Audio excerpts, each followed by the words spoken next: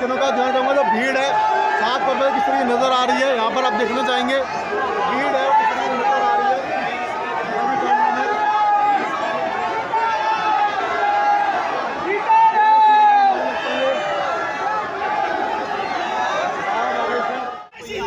जय श्री राम।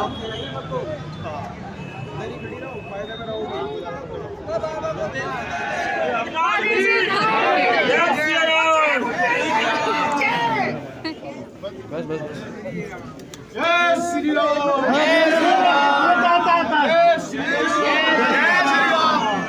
सीताराम हनुमान। बाबा सीताराम हनुमान। बाबा सीताराम हनुमान की madam please बोल सच्चे दरबार की बोल बागेश्वर बाबा की।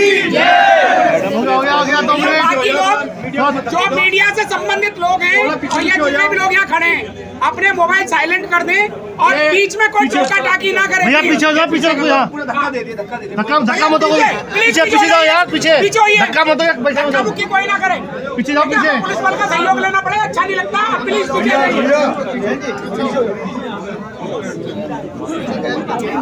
मीडिया के लोग होंगे और कोई नहीं होगा यहाँ पे। कोई मानता है,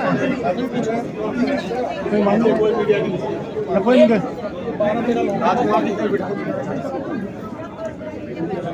दोबारा से निवेदन, सभी लोग आपस में कोई बात ना करें और गुरुदेव महाराज जो है अपना संबोधन देंगे।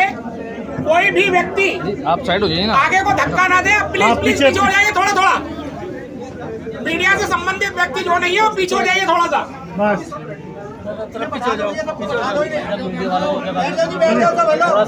भैया एक मिनट बोले बोल करे बोल भैया बोले। नमः परेभ्यः परपादुकाभ्यः आचार्य सिद्धेश्वर पादुकाभ्यो नमोस्तु सीतापति पादुकाभ्यः। भगवान श्री सीताराम जी की चुटकी कृपा से बागेश्वर हनुमान जी के चरणों के प्रताप से भारत की राजधानी दिल्ली में सादरा क्षेत्र के अंतर्गत सुरीली ग्राउंड में 3 दिवस तक श्री राम एवं हनुमान संवाद की परिचर्चा है। इसमें इंटरनेशनल सिद्धाश्रम के तत्वावधान में यह कथा का आयोजन किया जा रहा है। इसमें हमारे बड़े ही प्रिय और विदेशी धरती पर देसी झंडा सनातन का फहराने वाले श्री सिद्धाश्रम के पीठाधीश्वर हमारे बड़े ही प्रिय अनुज है और भाई है। बड़ा प्यारा इनका लाड़ दुलार है धाम के प्रति। श्री राज राजेश्वर महाराज जी के द्वारा इस कथा को करवाया जा रहा है। इसमें 16, 17, 18 3 दिवस तक महोत्सव है। 17 तारीख को दिव्य दरबार है। बाकी 3 दिनों तक दोपहर 2 बजे से हरि इच्छा तक भगवत चर्चा होगी। सो इसके लिए आप लोगों के मन में जो भी भाव प्रश्न उसका आप उत्तर पा पूछिए। महाराज जी, दिल्ली के लोगों को क्या कहना चाहेंगे? दिल्ली के लोग बड़े प्यारे, हम पूर्व में भी दिल्ली आ चुके हैं, कथा की हमने। यहाँ की भाव बड़ा प्रबल है। एक तो ठीक पास में वृंदावन है और हरिद्वार भी है, तो यहाँ के लोग बड़े भावुक हैं। पर लौकिक दृष्टि से अगर हमसे पूछे, अध्यात्म के अलावा लौकिक दृष्टि से पूछे तो वर्तमान दिल्ली प्रदूषण से जूझ रहा है और ये यहाँ के लिए बहुत ही घातक है। तो दिल्ली के हम अपने सभी प्रियजनों को, देखो जो माने सो ठीक, साधु तो प्रार्थना कर सकता है, तो हम प्रार्थना करके यही कहेंगे कि कम से कम वाहनों का प्रयोग करें और कोशिश पर आसपास जो है कोशिश करें कि अपने बच्चों के मास्क लगाए रखें ताकि किसी भी प्रकार की ऐसी घटना ना हो सके जिससे किसी को हानि या क्षति। महाराज जी, इसके लिए किसको जिम्मेदार मानते हैं जिस तरीके से यहाँ प्रदूषण की आप बात कर रहे हैं? वर्तमान में बढ़ते हुए संसाधन और नजदीक पर ये फैक्ट्रियाँ, प्रदूषित जगह जगह कचरा डालना और कुछ जो बीच में सुनने को मिलता, हम सत्य असत्य कुछ कह नहीं सकते। सुनने को मिलता है कि कई बार आसपास के खेतों की फसल जला दी जाती है, उसका धुआं भी आ जाता है। कुल मिला जुला करके सब लोग सबको इस पर कार्य करना। आपको लगता है कि जो यहाँ की जो सरकार है वो इसको रोकने के लिए फेल साबित हो रही है जिस तरीके से प्रदूषण बढ़ रहा है? हम किसी भी सरकार के पक्ष या विपक्ष में कभी टिप्पणी नहीं करेंगे। हम यही कहेंगे कि सरकार को शीघ्र बड़े स्तर पर एक आपात बैठक लेनी चाहिए सबसे बड़ी जो है जीवन में सबसे बड़ी पूंजी होती है तन। शरीर ही नहीं रहेगा तो कोई किसी काम का नहीं है। इसलिए सरकार को हम यही कहेंगे कि शीघ्र बड़ा ठोस कदम उठावे, कोई बहुत बड़ा कदम उठावे ताकि दिल्ली का यह प्रदूषण शांत हो सके। हम प्रभु के चरणों में भी प्रार्थना करते, अगर वो हमसे सुझाव पूछेंगे कि आप तो बागेश्वर वाले महाराज जी कोई उपाय बताओ, यज्ञ करवाएं, यज्ञ से जो है शुद्धि होती है, वायुमंडल शुद्ध होता है, यज्ञ करवाएं। थोड़ा सा ऊपर 22 जनवरी को राम मंदिर का भव्य उद्घाटन है। पूरे राम भक्तों की ये जीत है, भारत में एवं देश विदेश में रहने वाले समस्त सनातनियों की जीत है। 22 जनवरी को प्रत्येक सनातनीय हिंदुओं को, वैदिक परंपरा मानने वालों को दीपावली मनानी चाहिए। बाबा जी, जो श्रद्धालु आपके आ रहे हैं, पिछला कार्यक्रम सारा आपने जैसे देखा, आपने अव्यवस्था भारत की हो गई थी, जनता को जो आपके श्रद्धालु आ रहे हैं बागेश्वर घाट से, तो उनके लिए क्या संदेश आप ऐसा कहेंगे? आसपास क्षेत्र के ही साधक अगर पहुंचेंगे तो बहुत अच्छा रहेगा। बाहर के लोग जब बहुत ज्यादा आएंगे तो जगह की बड़ी दिक्कत होती है, सफोकेशन होता है, एक विचित्र स्थितियां प्रकट हो जाती हैं। पूर्व के जो कार्यक्रमों से हमने शिक्षा ली, दिल्ली में बहुत पागलपन है सनातन के प्रति, तो हमारी यही प्रार्थना है कि आसपास के जो आपको हृदय दे चुके हैं उन्हें कैसे रोकेंगे आप?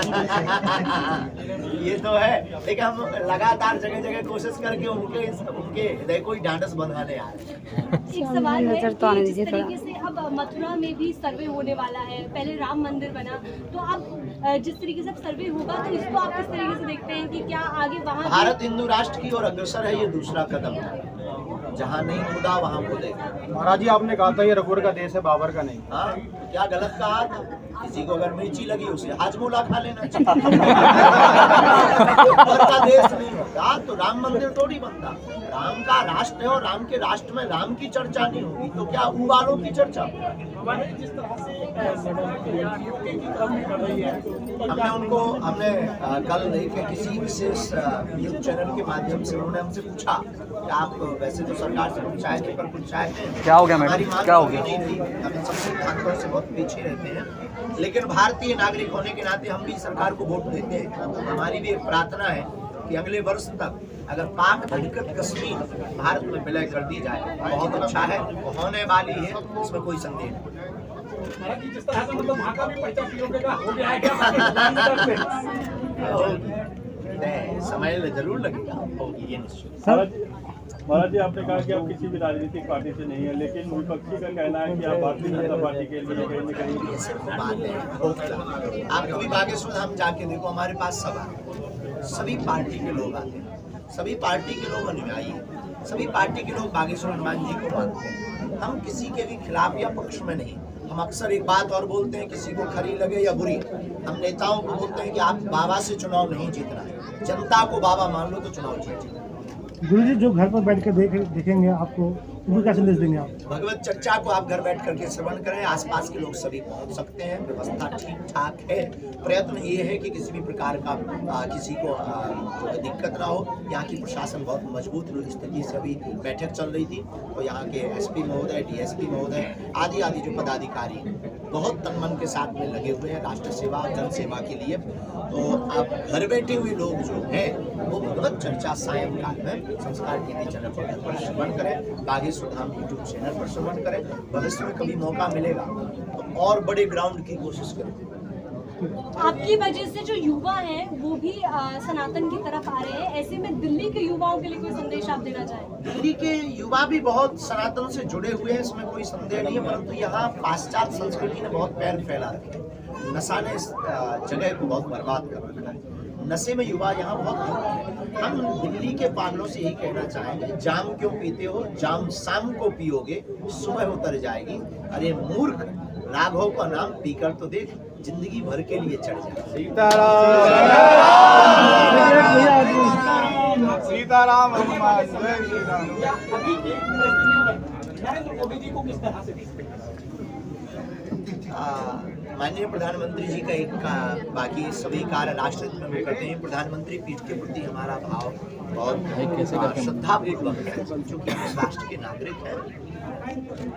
राम मंदिर का जो कार्य किया, बाकी तो कार्य सेवकों ने भी किया, सुप्रीम कोर्ट की भी भूमिका है, अदालत की भी भूमिका है, कार्य सेवकों की भी भूमिका है, राम के आस्थावान भक्तों की भूमिका है, लेकिन वर्तमान प्रधानमंत्री की अहम भूमिका है। तो जो वो भूमि पूजन में पहुंचे, जो प्रभु के अनावरण महोत्सव में विराजमान महोत्सव में पहुंच रहे हैं, इसके लिए प्रधानमंत्री जी को बहुत बहुत साधुवाद है। और वो राष्ट्र हित के लिए ऐसे ही करते रहे। उनसे हमारा यही कहना है कि कृष्ण जन्मभूमि हमारी उधार डली है, वो और चुकवा लो। एक मिनट राम मंदिर के इसमें जी भगवान पक्का जाएंगे। अरे देखो कैसी बात करते, हमारा तो मन, अब हम आपको क्या कहें, आप कैमरे के सामने हो, हमारा तो मन ऐसा करता है कभी जय श्री राम वाला गाना लगा के खूब डांस कर दिया। ये राम भक्तों की जीत है। कौन ऐसा कोई निर्लज्ज होगा जिससे राम मंदिर जिस दिन प्रभु श्री राम विराजमान होंगे उसको दुख लगे? महानिर्लज्ज जो कोई राक्षस होगा उसको दुख लगेगा। भाई अपने राम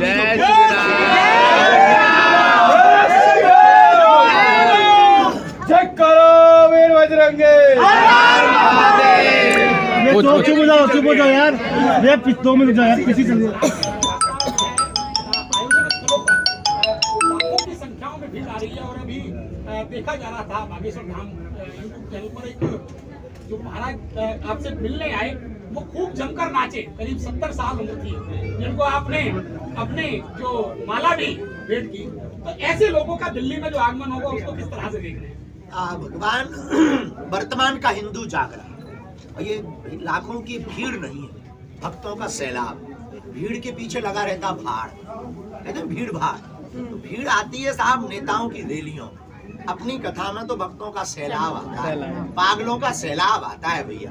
अब पागल तो पागल है, और पागल पागल से मिलने आते हैं। तो भैया हमें लग रहा है हिंदू जाग रहा है, उसका परिणाम ये है कि राम मंदिर का हो गया, अब जल्दी कृष्ण जन्मभूमि का होगा, और भारत में धर्म विरोधियों की ठटरी और गठरी बंधेगी। ये बाबर का देश नहीं, रघुवर के नाम का यहाँ पर झंडा अरे भैया जय श्री राम। महाराज जी हिंदू राष्ट्र को लेकर के हालांकि प्रधानमंत्री नरेंद्र मोदी दरकिनार करते हैं, विकास की तरफ जा रहा है भारत देश, लेकिन आप प्रधानमंत्री नरेंद्र मोदी हिंदू राष्ट्र की वकालत नहीं करते हैं, लेकिन आप हिंदू राष्ट्र की वकालत करते हैं। देखो साहब, हम किसी की भावनाओं को कुछ कह नहीं सकते, लेकिन हिंदू राष्ट्र हमें सरकार से चाहिए भी नहीं। हमें हिंदुओं के दिलों में हिंदू राष्ट्र चाहिए, हमें भारत में रहने वाले सनातनियों के दिलों में हिंदू राष्ट्र चाहिए। अगर ये हिंदू, हमें कागज के हिंदू राष्ट्र बनने से भारत में बदलाव नहीं होना है जब तक भारतीयों के दिल में हिंदू राष्ट्र नहीं आएगा। भारतीयों के दिल में हिंदू राष्ट्र जिस दिन हो जाएगा, उस दिन राम पर पत्थर फेंकना बंद होगा, पाल घर के संतों की निर्मम हत्या हो जाना बंद हो जाएगी, राम काल्पनिक है ये उंगली उठना बंद हो जाएगा, और कश्मीरी पंडितों जैसा हाल होना बंद हो जाएगा, साक्षी जैसा कांड भी भारत में बंद हो जाएगा। हम इसलिए भारत के हिंदुओं के दिलों में हिंदू राष्ट्र चाहिए, कागज पर हिंदू राष्ट्र नहीं चाहिए। ठीक है, धन्यवाद। महाराज जी 370 पे क्या कहना चाहेंगे आप? धारा 370 पे यार आप पीओ के भी तैयारी कर सकते हैं। मुझे लग रहा है पीओ में भी आप पीओ यार उठो कब तक आएगा महाराज जी? पीछे बैठ जाओ भाई।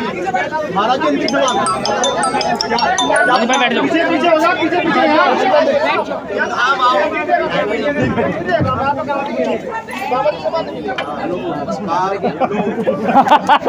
आपका स्वागत है, आप देख रहे हैं पाकिस्तान चैनल।